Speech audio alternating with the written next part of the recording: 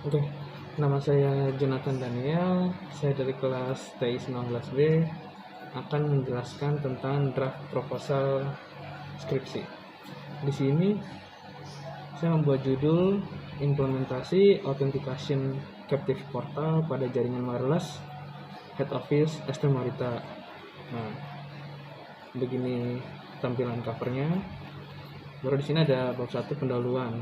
Nah, untuk latar belakang di sini saya buat dengan awalan perkembangan internet, dimana di sini membahas tentang wireless, baru kemudian tentang penggunaan wireless itu sendiri, lalu setelah itu di paragraf kedua di sini menjelaskan tentang masalah dari keamanan wireless itu sendiri, seperti keamanan jaringan yang masih kurang dan masih bisa dibobol oleh pihak ketiga.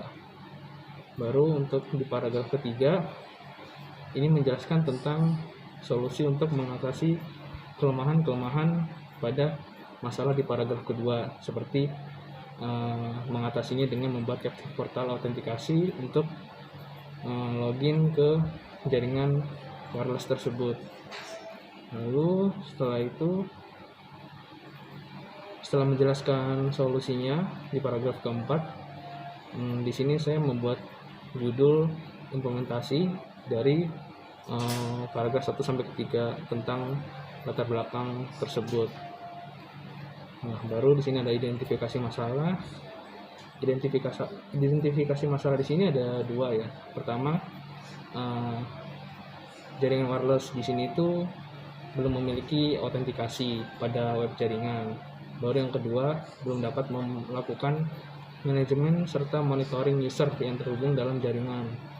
Oleh karena itu, saya membuat identifikasi masalah dari 2 hal tersebut.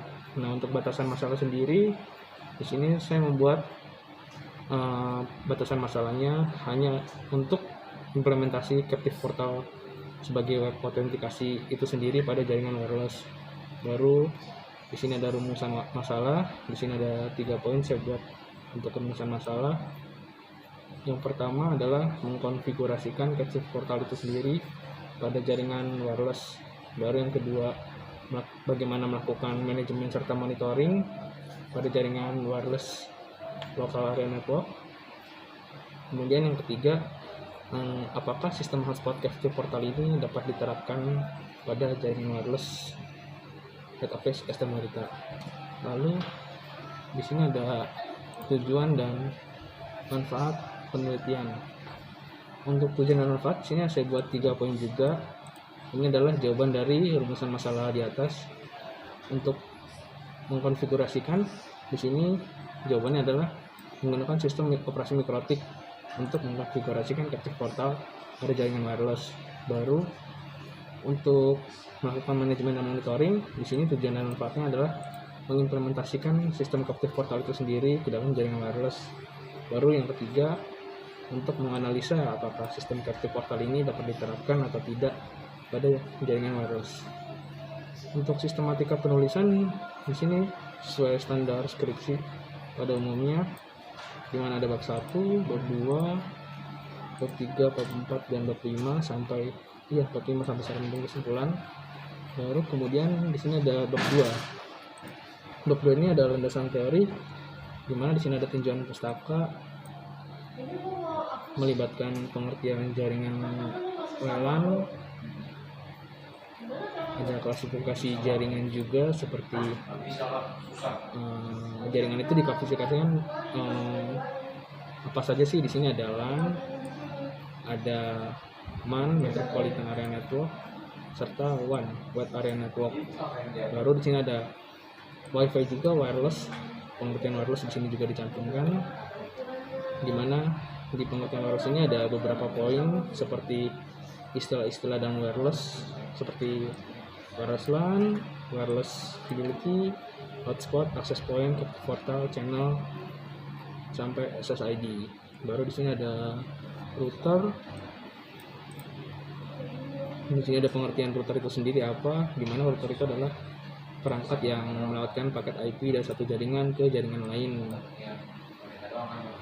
Lalu di sini juga ada mikrotik router OS. Seperti pengertian mikrotik itu sendiri apa? Di sini mikrotik pengertian adalah sistem operasi independen yang berbasis Linux untuk komputer yang berfungsi sebagai router. Baru ada captive portal itu sendiri. Di sini juga dijelaskan captive portal itu teknik yang membuat pengguna pada suatu jaringan harus melalui satu halaman khusus untuk autentikasi sebelum dapat mengakses internet. Di sini juga ada perintilannya seperti sistem operasi.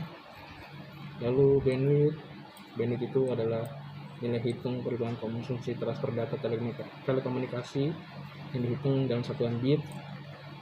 Baru ada struktur protokol jaringan, di mana di sini ada OSI layer, lalu model transmisi kontrol protokol seperti TCP atau IP ini. Di sini ada penjelasan juga tentang lapisan-lapisan TCP IP-nya ada apa saja, ada application layer, transport layer, network layer, dan physical layer. Baru untuk penelitian terkait ini ada referensi jurnal yang saya kutip untuk membuat draft proposal skripsi ini, seperti penerapan autentikasi captive portal pada WLAN PT Riku, baru ada pengembangan jaringan wireless pada PT Trisakti Jaya, kemudian ada pertumbuhan penggunaan internet, lalu ada juga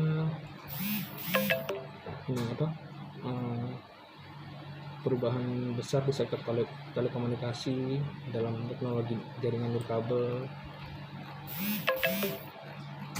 Sekian, baru ini daftar pustaka. Mungkin sekian untuk penjelasan saya mengenai bab 1 dan bab 2 pada proposal skripsi ini.